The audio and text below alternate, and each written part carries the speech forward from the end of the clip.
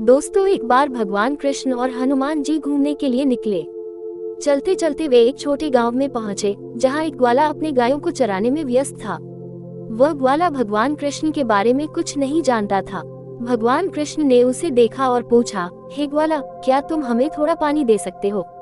ग्वाला ने कहा, तुम्हें जो चाहिए ले लो, लेकिन मुझे भगवान और भक्ति के बारे में कुछ नहीं पता। हनुमान जी ने उसे समझाया कि सच्ची भक्ति क्या होती है और उसे भगवान कृष्ण के बारे में बताया। ग्वाला ने सच्चे मन से भक्ति करना शुरू किया और उसकी जिंदगी बदल गई।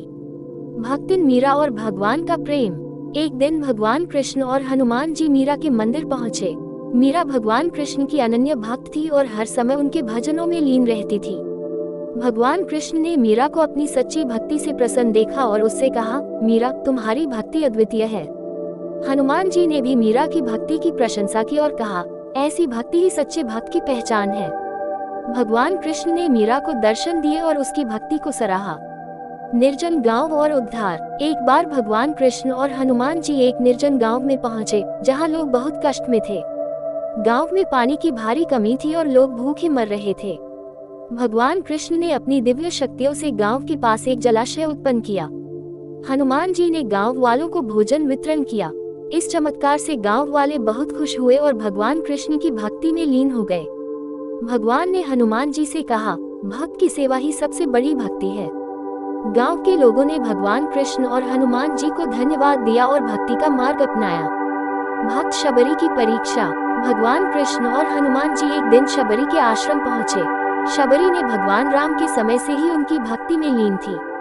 भगवान कृष्ण ने शबरी की भक्ति की परीक्षा लेने का निश्चय किया। उन्होंने शबरी से कहा, शबरी, तुम्हारी भक्ति की बहुत चर्चा है, क्या तुम हमें फल खिला सकती हो? शबरी ने भगवान कृष्ण और हनुमान जी के लिए अपने सबसे अच्छे फल चुने और उन्हें परोसे। भगवान कृष्ण ने शबरी की सच्ची भक्ति को देखकर उसे आशीर्वाद दिया और कहा, शबरी, तुम्हारी भक्ति अद्वितीय है और सच्चे मन से की गई भक्ति का फल हमेशा मीठा होता है। हनुमान जी ने भी शबरी की भक्ति की सराहना की और उसे भगवान के प्रति अपने विश्वास को और दृढ़ रखने का आशीर्वाद दिया।